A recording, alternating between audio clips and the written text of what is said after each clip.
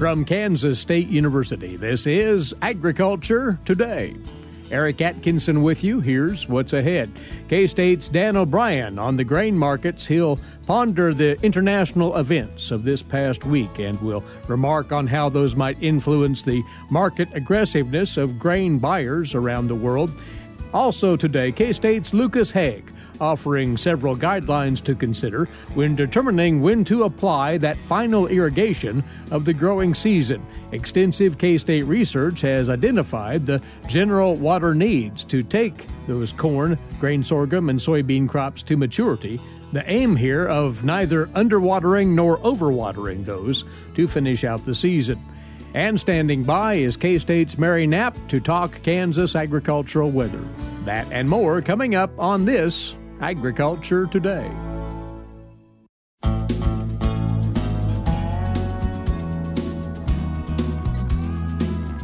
Welcome aboard for another Agriculture Today here on the K-State Radio Network. Thanks for tuning in, as always, for the grain market overview to start off this Friday edition. Courtesy of Research and Extension, grain market economist for K-State, based in Northwest Kansas, Dan O'Brien. Dan, before we wade into the grain market fundamentals of the week, have to acknowledge the escalating turbulence, and that's grossly understating it, day by day, hour by hour, even minute by minute, in Afghanistan, and the socio-political repercussions that seem to be building up internationally now. This could well, at some point, have a ripple effect on our commodity markets, could it not? Yes, and of course you have to be careful about being partisan on either side and talk about these things. But I think what no one would argue about is that there's more worries in international markets, that countries, by their behavior, we're less certain how they'll respond, either passively or aggressively in all these current situations. I note that the long-term trend still in the U.S. stock market is very positive, although yesterday a bit of a turn to the negative. The U.S. dollar is negative relative to Canadian dollar, Australian dollar, all for the day, British pound, Brazilian real, Swiss franc, euro. So a person doesn't want to over-respond. But for those that are selling grain, I think the international markets that we're selling into are less sure now than they were because of all this upheaval and all the problems that are happening over there. And you, of course, have the direct effect in that part of the world on trade. If anything, we probably will out of humanitarian purposes, we'll probably supply people grain. I wouldn't be surprised that we would. But it's the actions of other major world powers in response to all that's going on over there, and that adds some uncertainty to this. And I think at the end, and I hope I'm accurately saying this, if we have events that really heighten uncertainty in world markets, that people participating in those tend to want to get out of their positions and go protect cash. And we've had a pretty strong long position here in a lot of our grains, with D's corn closing yesterday at a little over 550. November soybeans 1326. December hard red winter wheat at 728. These are lofty levels. If we have a lot of uncertainty in the market, then as people again move to cash, they tend to get out of any long positions that they have to protect themselves. That could have an effect on the market. Not absolutely predicting that, but how else do markets respond? That fluid markets with investors all in play. How do those markets respond? And we were talking before the broadcast, Dan, about how all of this might influence international grain buyer aggressiveness in the markets. That could be a quite important variable here. So I just talked about how uncertainty could shake markets up, and you think at least temporarily could have a negative effect. I wonder about the psychology of buyers. We've come through a year where we've had serious drought in the northern part of the U.S. And western part of the U.S. on into Canada. La Nina is projected. It's impacting South America right now, particularly Argentina. And in the materials we put together, you look at the drought map of South America, major areas have been affected by all this. And we're coming into their planting season. Mm-hmm. So I wonder whether buyers will sit by passively with their normal amount of confidence that supplies will just be there if they're not taken now. Our normal waiting for low prices to come at harvest, if that'll be our mode, or in the current environment that's a little more shaken. Mm-hmm. And given what they've just experienced, in particular, commodity prices from last fall harvest being the lowest we've seen for a while, and then the rallies coming afterwards, if they've just experienced that, will they end up and be passive in their buying? This could be one of those situations where you'd see the futures say, big crop, whatever. But if that's the case, then where you could see the actions in the basis in terms of very, very strong basis. I would say, in looking at basis trends in Kansas here recently, the strongest commodity, if we're comparing corn and grain sorghum and hard red winter wheat and soybeans in terms of different quadrants of the state, major locations, soybean basis pretty strong right now. Of course, South America running towards the end of their available supplies, their turn to be frontal with quantity is, the end is in sight. We've seen buying come into those markets more. And with that, here of late, for soybean basis levels, it's tortured up and down, but we've seen a general uptrend in basis levels for soybeans. And you really see it at Atkinson. You see it strongly at Columbus, up and down a lot. At location we're watching in Topeka, Salina, pretty strong, continues to be strong in western Kansas. And all these basis levels that we see now are tangibly stronger than anything we've seen since 2017, and not just by a few cents. We're talking 10, 15, 20 cents. So the soybean market, with exports coming on, is responding pretty strongly.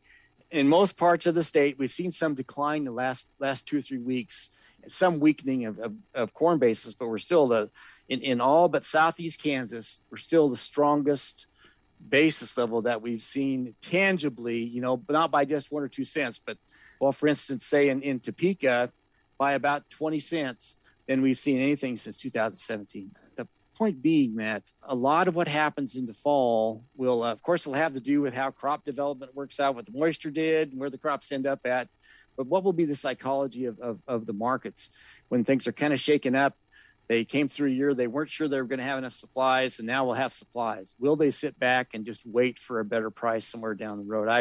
I think the general skittishness and worries of what we talked about earlier may very well support strength, at least in the cash markets, more so than just a passive attitude, in my thinking.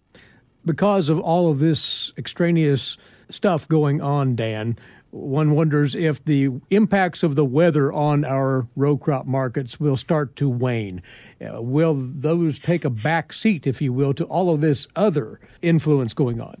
It might. Well, I think the biggest impacts of those weather events will be seen on the days of USDA reports. We have the September WASDE report coming up, I think, on the 10th. Mm-hmm. So that's the next one. Then we'll have our October, I believe that's the 12th. I have to double check that.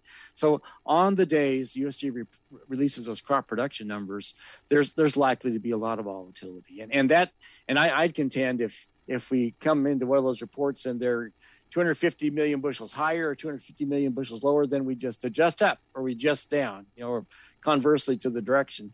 But all this other volatility on the demand side will come into play. One thing to watch, again, you and I have talked about this, is now as we speak, we're just on the precipice of coming into the delivery period for the September contracts for corn, for soybeans, for hard red winter wheat. And interesting thing, situation yesterday, some analysts mentioned makes sense, that most of the soybean market was down actually on yesterday, down 6, 7, 8, 9 cents, except for the September contract, which is up 21 cents. And why would that be the case? Well, traders that have positions there, if they want to have somebody be forced to give them tangible physical soybeans, they want delivery to them. So you saw that yesterday, and that's something to really watch. It really aims us towards that September 30th stocks report and the indication that'll give on how much use we had this last quarter. And I'd go a step further. So on corn, you saw September corn up about 1.5 cents, D's corn down 1. Not really a lot of differential there, but I think over the next week, I would watch both of those. Well, September corn and soybean futures to see as they go off the board, just, are people scrambling for supplies or not? And really the behavior of that at that time will have a lot. I think that might have a lot to do with how the market responds as we keep moving through the rest of September and October. Again, just how tight are we?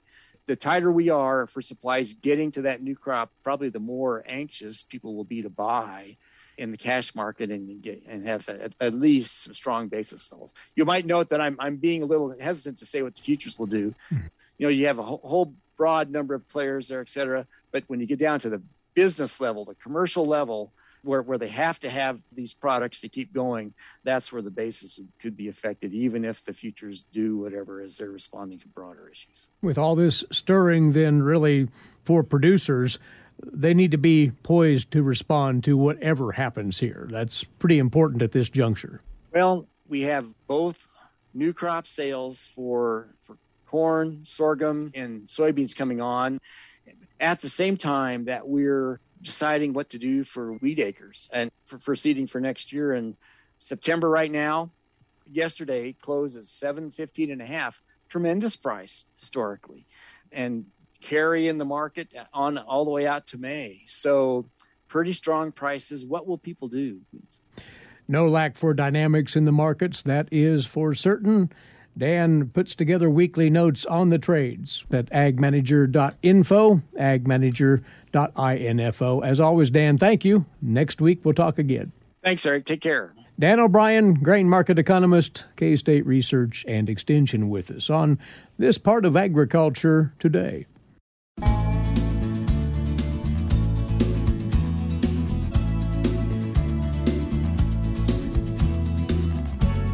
Welcome back. You are tuned in to Agriculture Today. And a word now for you crop irrigators out there. We are pushing toward the completion of the growing season, but it's that perennial question around this time: when should one put on that final irrigation application without overdoing or underdoing the water needs of the crop? Well, there's been considerable research done on this very point by K-State, and we're going to cover what that said now with Lucas Haag joining us, crop production specialist, K-State Research and Extension, based in Northwest Kansas. To you, Lucas, why is being as precise as possible with that water amount during the final irrigation so important here? Well, Eric, it's a good question. There's a couple of reasons that this is a critical management opportunity. One of which is, regardless of well size, of well capacity, this is a management decision that can help us save water across the spectrum. And so, making sure that we're basically, the goal here should be, it's kind of like coasting into town on the last gas in the tank. We don't want to have excess water in the profile at the end for a couple reasons. Having that water in the profile makes the soils more conducive to compaction at harvest. And then also it reduces our ability to store off-season precipitation. If we'd happen to get a wet winter, if we've already got that profile partially full, if we over-irrigated at the end of the season, we're going to be less efficient at storing that winter precip. And we also risk the potential if we get a lot of precip, we can actually leach some of that out of the bottom of the profile and lose it. On the flip side, if we pull off irrigation too early, then obviously we could be leaving some yield on the table. And that's something that's made the decision, the really hot temperatures we've had this week and prior, is really, we've got some folks that normally would be thinking about trying to pull off, but we're probably a little ways away from that in some areas, depending upon the progress of the crop and how much water they have in the profile.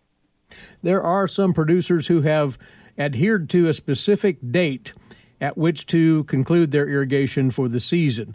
That's probably, as said in this article in the E-Update newsletter, that's probably not the best route to take in most circumstances, you say. No, that'd be right, Eric. And so in this part of the world, a potential rule of thumb that folks have used was, well, we'll shut off, Labor Day. Mm-hmm. And so Freddie Lamb, the irrigation engineer here at Colby, they actually looked from 1993 to 2008 looked at a range of irrigation terminations. And across those years for maximum yield, the earliest date was actually the 12th of August, while the latest date was the 21st of September. Wow. And that's quite a range. Right. And so we think about, if we just was using that Labor Day rule of thumb, obviously that's some years when we're leaving some yield on the table when we would have shut off too early, and other years likely overpumping of water when we could have shut off much earlier. And so really an opportunity there to look at that into-season management. And I think this is, a lot of producers have adopted the water probe technology, and I think if you've got access to those probes or considering them for next year, this is one of those key decision points where those the various water probe technologies can be very helpful in this making this decision. And we want to talk a little bit more about that and where we're going as far as the soil moisture levels that we want to maintain during this stretch. But it does really start, you say, Lucas, with understanding the needs of that given crop to carry it to maturity, how much water is required, and that relates, of course, to the stage of advancement of that crop. Yeah, so when we think about, corn, for example, when we're starting to dent, we're going to need about 5 inches of water to get us to maturity. Now, let's take a minute and realize that, okay, we're talking 5 inches of water. That's not necessarily 5 inches of irrigation. If we've been managing, to keep up throughout the season and say, we're at, 60% capacity in the top 3 feet, then obviously we've got, somewhere in the neighborhood of probably 3, depending upon your soil type, but, quite likely have at least 3 inches of water already in the profile. So we'd be talking about, another 2 inches of irrigation to be necessary. So we need to take into account, what's the requirements of that crop to get finished, and then subtracting out what we've got in the profile, and then that'd give us an idea of how much net irrigation is going to be required yet. And, of course, K-State research has established values for grain sorghum and for soybeans as well as corn as far as the state of maturity of the crop and the required water to push it to the finish. So folks can tap into that through K-State resources there. You mentioned earlier, though, Lucas, keeping tabs on soil moisture and what's in that profile. And there's been research in western Kansas looking at that and establishing some parameters there. Yeah, so, as we're finishing out the season, Eric, we really want to keep that, plant available water in the profile at or above 55%, or in other words, limiting our depletion to no more than 45%. And so we're wanting to really kind of finish, that's our goal, is to finish that we're hitting black layer, for example, black layer in corn or sorghum, that we're hitting that right as we're basically drawing down to about that point.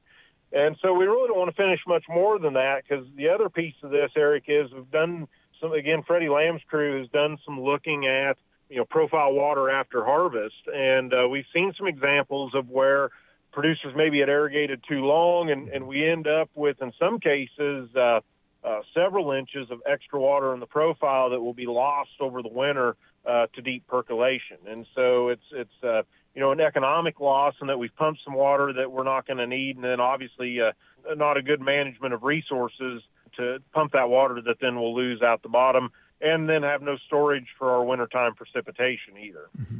A couple of key cogs here. Again, state of crop maturity and water required at that stage, and what's happening with that soil moisture. Where do things such as evapotranspiration and other moving targets, if you will, fit into this, Lucas?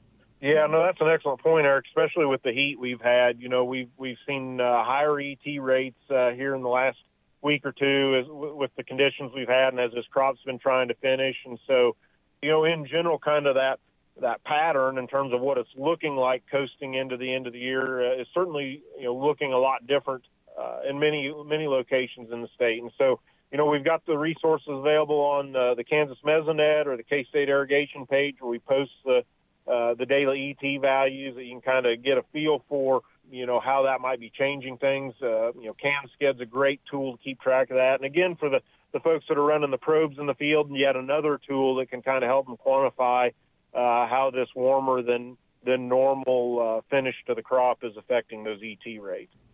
Well, the main point here is that you'd like to see producers be nimble with this decision and base it on ongoing readings and measurements as opposed to just a seat-of-the-pants date selected to cut off that irrigation, right?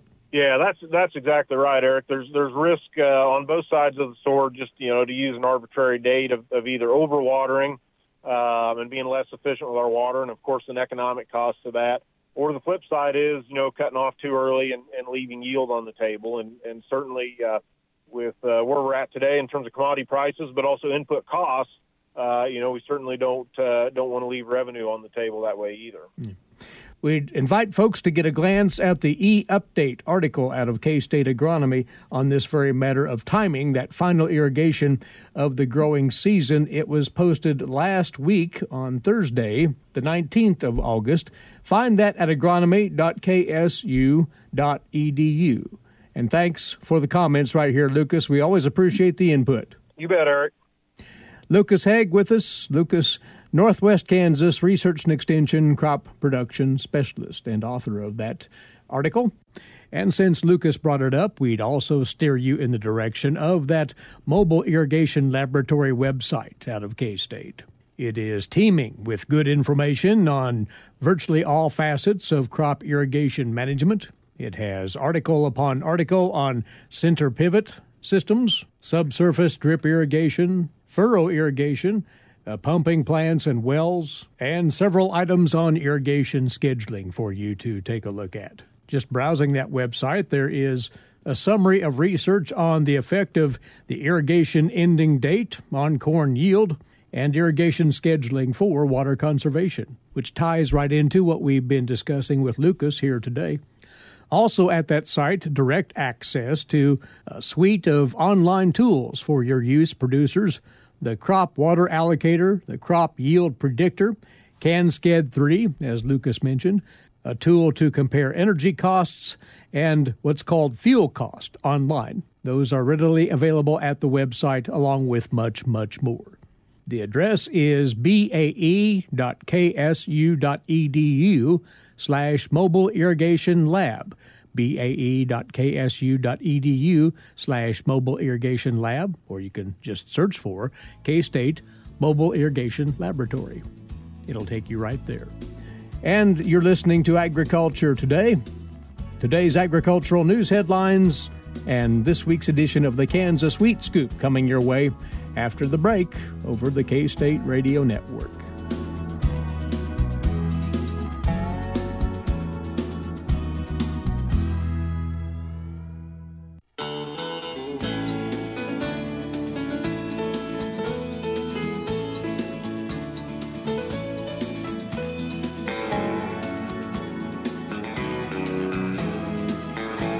Coming to you from the campus of Kansas State University, this is Agriculture Today. Eric Atkinson here, and next up for you, today's agricultural news headlines, courtesy in part of DTN. Well, the EPA sent a proposed renewable fuel standard rule to the Office of Management and Budget for review yesterday. The EPA faced with settling volumes for 2020, 2021, and 2022. The program has obviously fallen behind. Refiners have been pressing the Biden administration to not require them to purchase biofuels credits, the RINs as they're known, to comply with the RFS. And last week, Reuters and the Oil Pricing Information Service first reported that the EPA would not issue specific ethanol blending requirements for 2021. That move comes after the Trump administration last year passed on proposing blend volumes for 21, the Biden administration choosing to do the same. The EPA is required under the law to set blend volumes for cellulosic, biodiesel, and advanced biofuels, as well as total blend volumes. In 2020, the total biofuel blend volumes topped 20 billion gallons. Now, this move effectively sets the status quo ethanol blend volumes under the RFS for 2020 and 2021 without any increase in refiner obligations to increase blends or go out on the regulatory market and buy more RINs for 2021. The EPA's handling of the 2021 blend requirements raised more questions about next year because the EPA has not issued any guidance or proposed rules for 2022 either. In an effort to prevent the spread of African swine fever from the Dominican Republic, the USDA is now preparing a foreign animal disease protection zone in Puerto Rico and the U.S. Virgin Islands. The USDA's Animal and Plant Health Inspection Service said in a news release yesterday that once the protection zone is established, the agency will be able to restrict movement of live swine and products out of the protection zone, conduct surveillance within the zone, conduct a public education campaign on biosecurity on farms, also prohibit the movement of live swine and products outside of the region, and to report clinical cases to authorities. The USDA announced back on July the 29th that pigs in the Dominican Republic tested positive for the disease, which has no vaccine nor cure. A USDA official said earlier this month that the U.S. was trying to accelerate its efforts to eradicate feral hogs in Puerto Rico and to expand testing efforts in Haiti and the Dominican Republic. The African swine fever not detected in Puerto Rico or the U.S. Virgin Islands, by the way. USDA said it's actively working with officials in the Dominican by offering technical advice and assistance, quarantine, depopulation, and disposal methods being worked with there. It's also providing testing support, including bolstering in-country testing capacity. Now, the National Pork Producers Council President Jen Sorensen said it was important to preserve the continuity of U.S. pork exports while preventing the spread of the disease. African swine fever has no human health implications, but the disease does spread rapidly through a swine herd and is highly lethal to swine.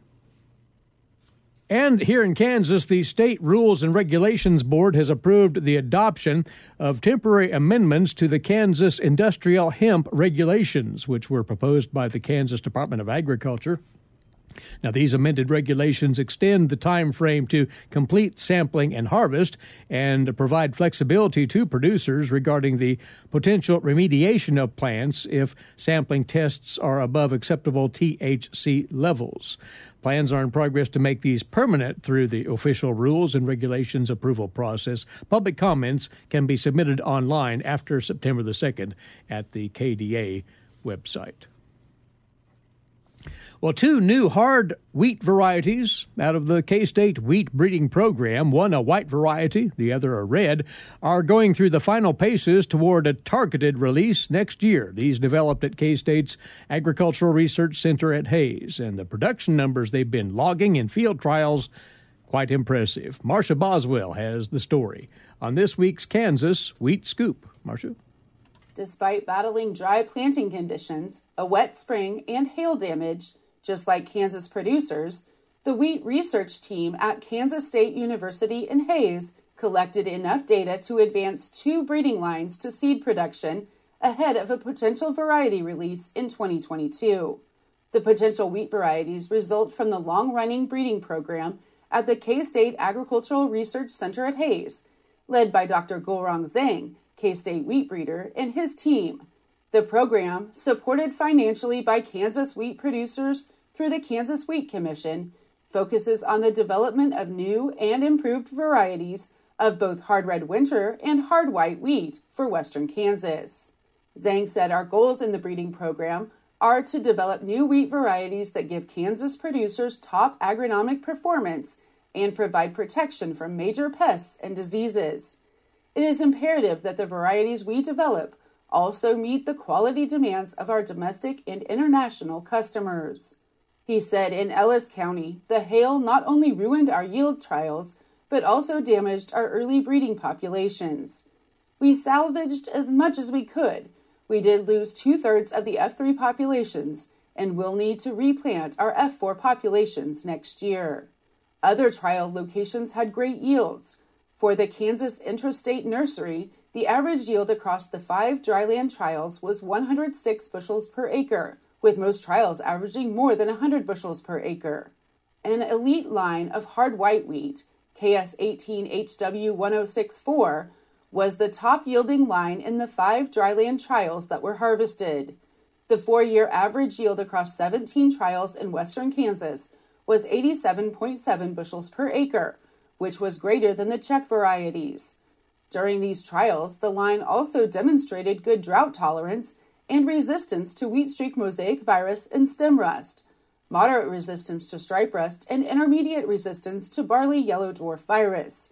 Compared to Joe, the most grown hard white wheat variety, the line also has improved straw strength, pre-harvest sprouting tolerance, and improved baking quality. Zhang said this line was approved for seed increase and will be a potential release for western Kansas in 2022. If it is released, it will potentially be an even better variety for producers and end users than Joe. An elite line of hard red winter wheat was also approved for seed increase this year, KS18H1113. In 2 years of trials in 13 locations, the line yielded an average of 86 bushels per acre. The line has a very good disease package with resistance to wheat streak mosaic virus, stem rust, and Hessian fly. For Kansas Wheat, I'm Marcia Boswell. Thanks, Marcia, and we'll be back on Agriculture Today.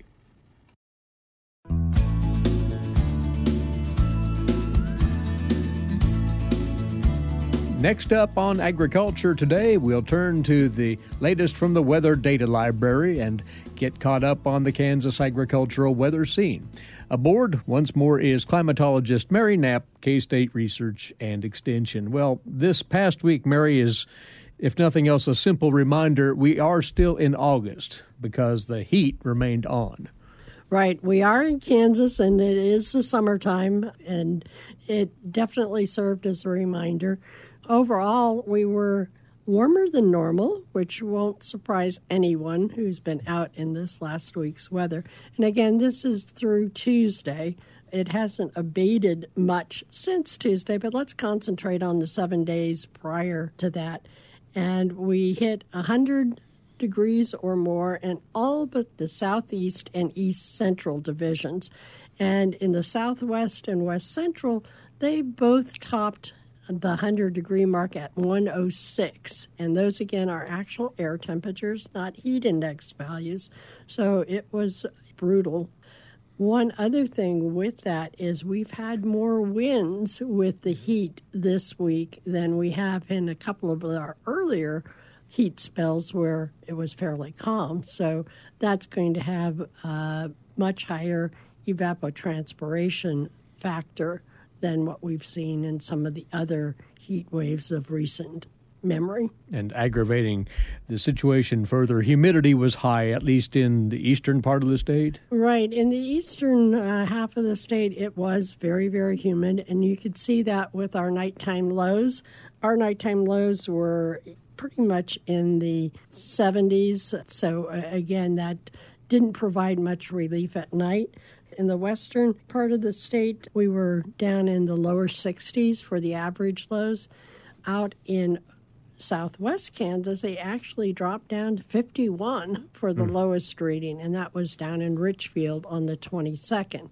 Remember, that was counterbalanced by the 106 on the 24th. But still, 51 sounds pretty good for a 51, again, is a very nice relief for the heat that we saw during the day. And again, that's indicative of a lower humidity pattern in that area. As precipitation goes, though, Mary, very spare this past week.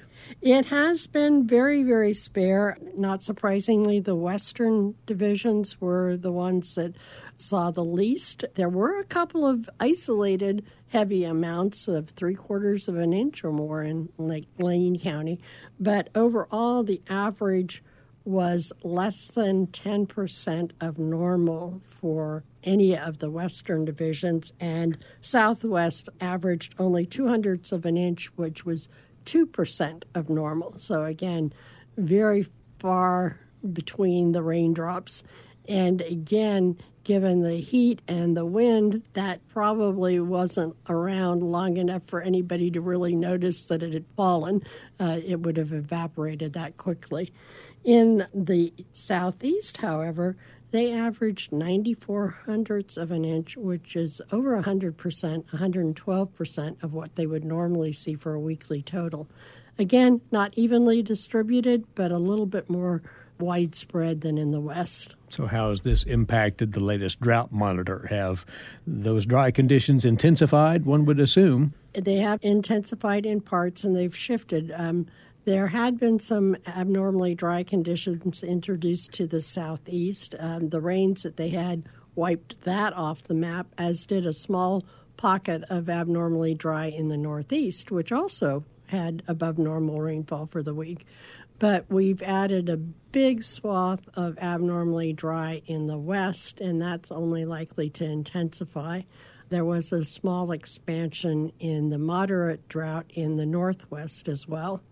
And the details from that can be seen on our drought update, which is on the climate.ksu.edu page under the products where there's a regular drought update featured. Check that out at climate.ksu.edu. To the outlook then, and by the sound of it, we're stuck with this heat for a while anyway? Well, if we look at the 7-day outlook from the National Weather Service, the heat does persist for the weekend and into early next week. If we look at the 8 to 14-day outlook for September 1st through September 7th, that is neutral. It's equally likely to be above or below normal. In addition to that, they are favoring a wetter than normal pattern across most of the state. So we'll be looking forward to that. Again, it's getting time where producers are thinking of fall planting, and they really need to get some moisture added to the soil profile before that time frame comes around. But that's for the first full week of September. In the interim, very, very spotty chances. Well, if we look at the interim, the best marker for that is the quantitative precip forecast, which not only looks at what's the probability of rain, but how much rain might we squeeze out of that. And that is calling for generally less than a half an inch across the state. That half an inch mark is more along the northern border and into eastern Kansas. The further south and west you go, the less that they're forecasting. And in many places, they're looking at less than a tenth of an inch for the week, which of course is a lot less than we would typically expect. In the eastern part of the state, we would generally expect to get about 12 hundredths of an inch a day. In the west, it's more in the neighborhood of 8 hundredths to a tenth of an inch a day. But again, still that quarter of an inch doesn't go very far. And for the month of September, you mentioned this last week to remind, was it equal chances of precipitation? Right. If we look at the September outlook, which was released last Thursday, it is neutral. It's equally likely to be above or below normal on the precipitation, and also equally likely to be above or below normal on the temperatures. So we'll have to see how that plays out. Unfortunately, the fall outlook, which covers the September, October, and November timeframe, is not as encouraging. It favors warmer and drier than normal conditions statewide. Well, first things first, let's get this cool down in place. Well, certainly we'd like that. And again, every rainstorm that we get is adding to the potential that we'll have enough to get that crop in. Thanks for coming over, and enjoy your weekend, Mary. Thanks, Eric. Mary Knapp, climatologist with K-State Research and Extension, along with us each week right here. And thanks to you for joining us as well. Enjoy your weekend. Eric Atkinson here. This has been Agriculture Today over the K-State Radio Network.